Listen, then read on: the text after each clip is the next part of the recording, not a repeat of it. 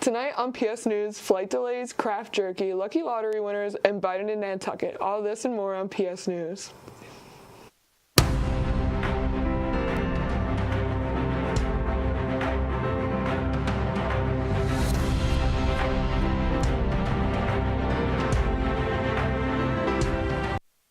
Good evening, Plattsburgh. I'm Alex Duval.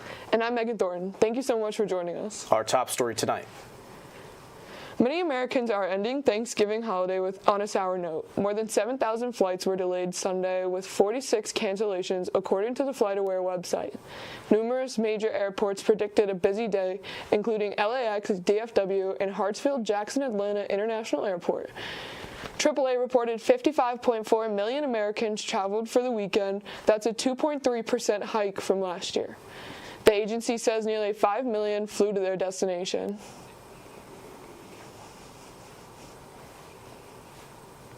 As you shop for the biggest deals online, make sure you take the time to fuel up on some dehydrated meat this Cyber Monday. That's because November 27th is National Craft Jerky Day. The protein-packed holiday was created by the Long Beach Jerky Company as a way to honor all small batch jerky makers. The company's founder remembered making the carnivorous snack with his grandfather on Christmas. His grandfather's birthday was November 27th. Historians believe that the jerky originated in modern-day Peru, as some of the earliest records date back to the 1550s. So go ahead and sink your teeth into the delicacy, whether it's pork, beef, venison, or buffalo. And you don't have to eat it all today because it can last months without spoiling. Yeah, just follow this. This has been an especially lucky Thanksgiving holiday for one man from Illinois who cashed in his winning lottery ticket. Michael says he has a favorite restaurant he likes to eat in Michigan. And every few weeks he drives from Illinois to that restaurant. He also makes sure to buy a Lucky for Life lottery ticket. Usually Michael buys 10 or 20 chances, but last September the clerk accidentally gave Michael 10 chances on each ticket, and that mistake paid off. Michael won $25,000 for life because he matched 5 of the numbers on his draw correctly. He recently cashed in his ticket and opted for the one lump payment. That will pay him $390,000. Michael says he plans to use the money to travel and then save the rest. President Biden is spending the Thanksgiving holiday weekend in Nantucket, Massachusetts. He marked Small Business Saturday with a trip downtown with his daughter Ashley and his granddaughters Finnegan and Natalie. The president is urging Americans to shop at small businesses. Earlier Saturday, he posted on X that small businesses are more than just the engines of the U.S. economy. He called them the glue that holds communities together. Now, after a short break, a look at your weather. Hello, my name is John Lynch. I'm the president of the school's animation club.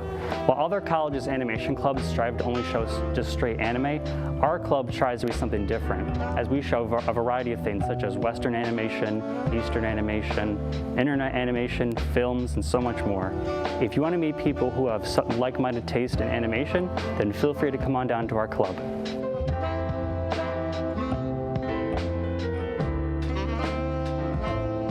I'm meteorologist Marcel Gibbs. Here's a look at your weather map.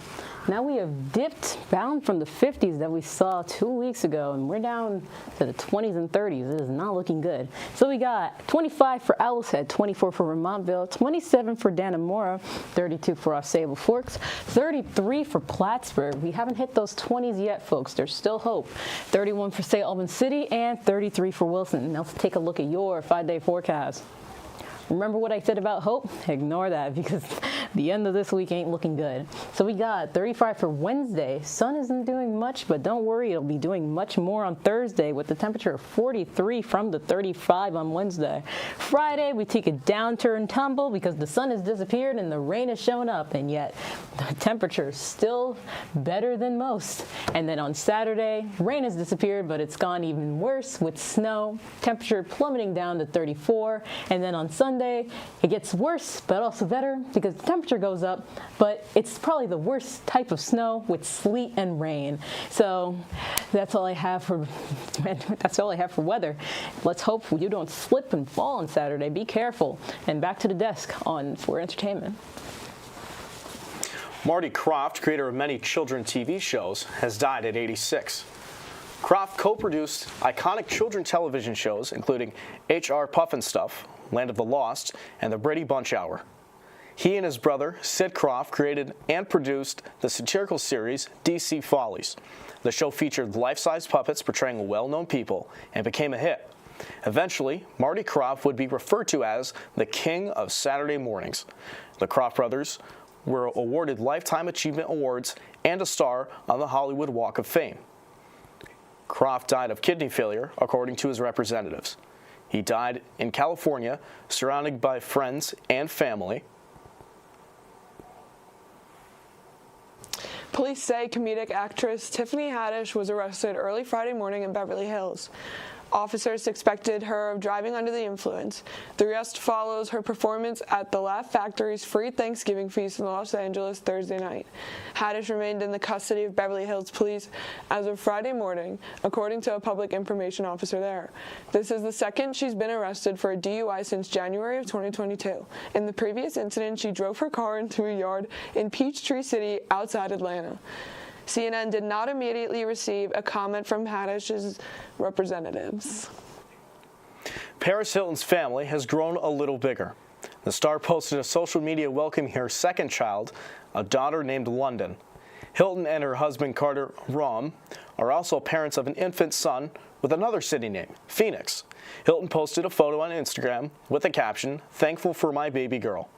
She also shared a video where she's holding her son and saying, "I'm a big brother," as her husband cheers them on.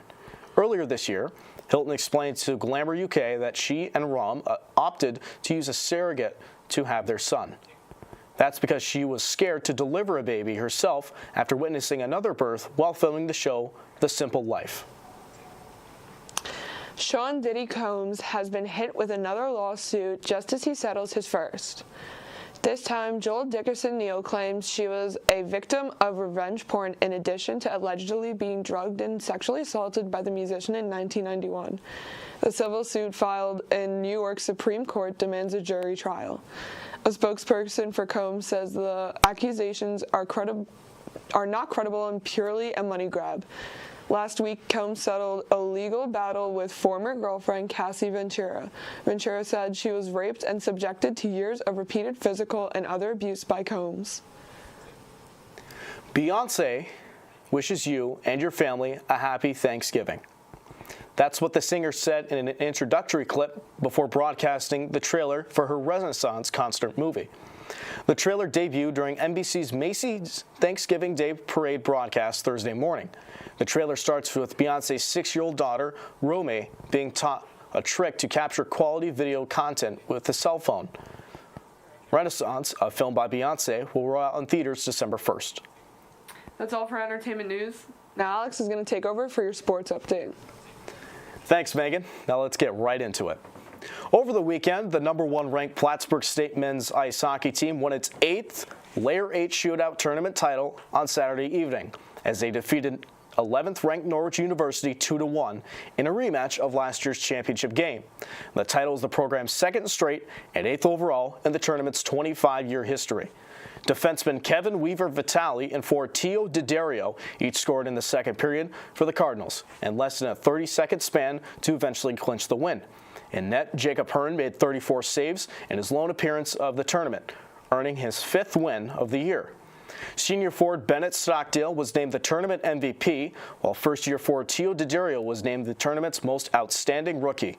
Plattsburgh won the shot battle 41-35, and each team registered a power play goal.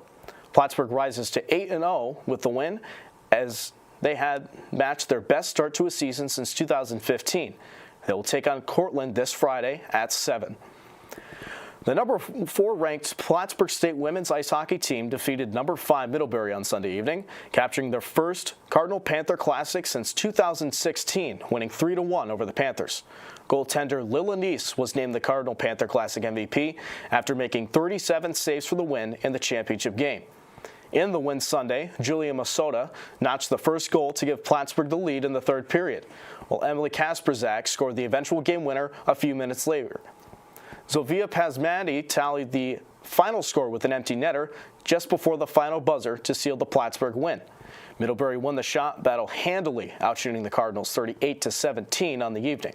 Each team went scoreless on their power play as Neese and the Plattsburgh defense showed their prowess with the 5 penalty kills to hold the Panthers to an 0-5 on the advantage. The Cards had 2 power play opportunities and went scoreless on each, putting up just 2 shots on goal. Plattsburgh State moves to 6-0-1 on the season and will have a huge conference matchup with Cortland set for Friday, December 1st at 3 at the Ronald B. Stafford Ice Arena. And over on the court was a hot first half for Kevin Tabb that pushed the Plattsburgh State men's basketball team to a 102-75 win over Vermont State University Linden. Tabb collected 20 first half points on 50% shooting and ended the night with 31 points. Tabb also registered 6 rebounds and 6 steals. Franklin Infante dropped 17 points, and Willard Anderson Jr. finished the day with 10 points. Thomas and Ezek collected 14 and 10 rebounds, respectively. Those 14 rebounds for Thomas was a career high for the graduate student. Ezek added 5 blocks as well. The Cardinals shot 44% from the field, while the Hornets weren't far behind as they shot 42%. The Cardinals went over the turnover battle 13-28, which was the difference maker. Of those 28 turnovers committed by the Hornets, the Cardinals scored 32 points from them. Plattsburgh wins their second game in a row and improves to 2-3 on the season. They'll continue their 3-game road trip as they will travel to Cortland on Friday, December 1st to take on the Red Dragons. And that is all for your Cardinal Sports Update. Well, that's all the time we have left for tonight on PS News. We hope everyone had a great Thanksgiving. Make sure to watch all of Plattsburgh State television shows. Make sure to follow us on socials to stay up to date, and make sure you tune in tomorrow night for more PS News. Have a good night, Plattsburgh.